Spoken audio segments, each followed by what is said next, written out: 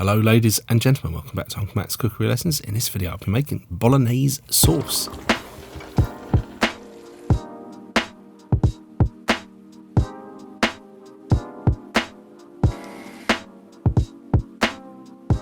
Hello, in this video I'm making Bolognese sauce. We call it in the UK, we call it bolly, spag bowl.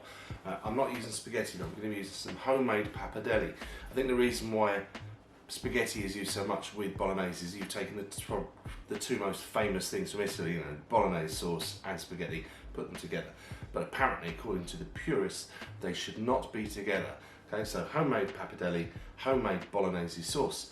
The reason why this is going to be bolognese and not just a regular ragu is because I'm going to try to stick very, very closely to the traditional kind of method here and recipe. So no garlic, no herbs, no stock.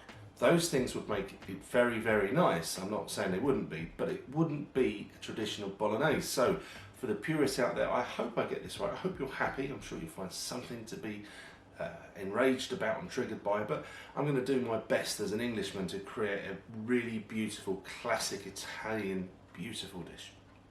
That was a bit of a long introduction, wasn't it? I thought he'd never stop talking. This is sofrito, so carrot, celery, onion, chopped up as small or as big as you like. It's your preference, and we're going to sweat that first. So a good few tablespoons full of extra virgin olive oil.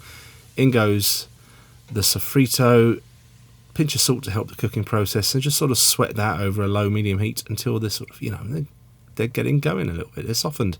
In with some Italian red wine. You can use white wine, by the way, for a classic bolognese. I just prefer the red. And just sort of evaporate that wine in with the meat. I'm using beef and pork. If I'd have found ground minced veal, I would have had that as well, because I think that trio would be just about right. Keep working that until the meat is all broken up into small pieces, and then when it's all grey and not very nice looking, we can add the tomato. So there's tomato puree, that's about a large tablespoon there. 1 can of decent quality peeled plum tomatoes in this case, and that's passata.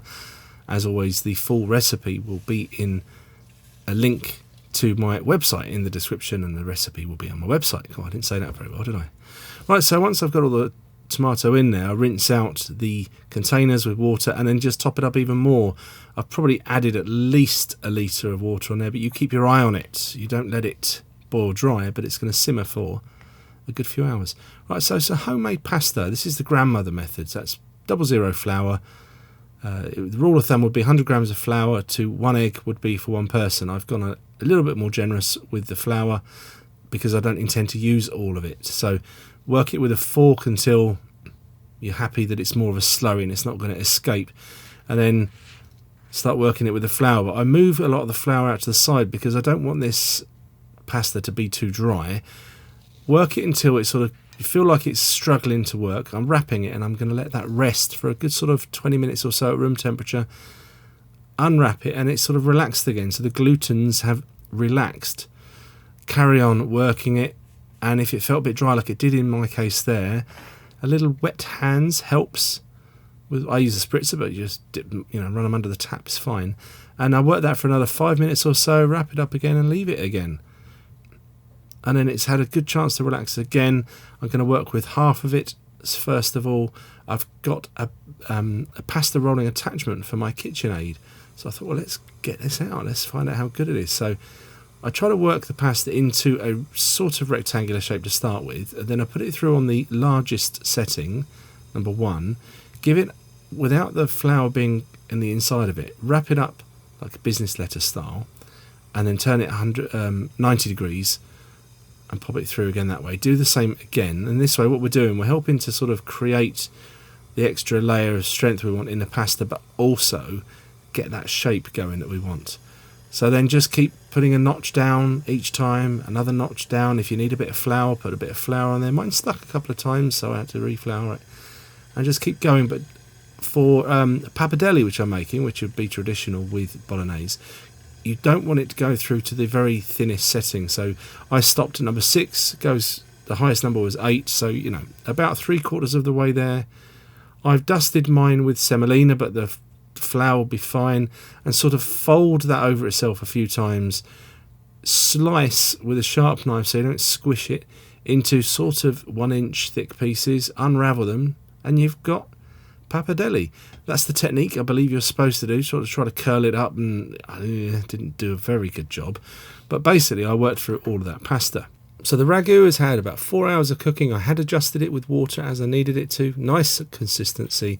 A splash of milk helps to just even out the flavours, mellows it a little bit. Seasoning at the end there. Now keep that warm. Salted boiling water for the pappardelle. This is fresh pasta, so it won't take as long to cook as dry pasta. A little bit of the sauce in a pan, just 1 portion. Stealing a little bit of the water just in case we need it if this gets a bit dry, so that pasta is not quite fully cooked.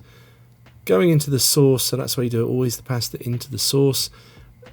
Gently, treat it very gently, toss it around, get it really coated. If you need a splash of that pasta water, that's what it's for. If it's a bit dry, add that. But we're looking great. Time to dump it in a bowl, because that's the only way I know how to serve pasta. And yeah, that's looking real good. Obviously finish it with some nice Parmigiano Reggiano, some fresh cracked pepper, and well, you have a taste, don't you? And then you hand it over to me for the tasting. Alright, so Bolognese sauce with some homemade pappardelle. The pappardelle doesn't look very pretty, I'm afraid, so you can see this is not a how to make pappardelle video. This is how to make Bolognese sauce.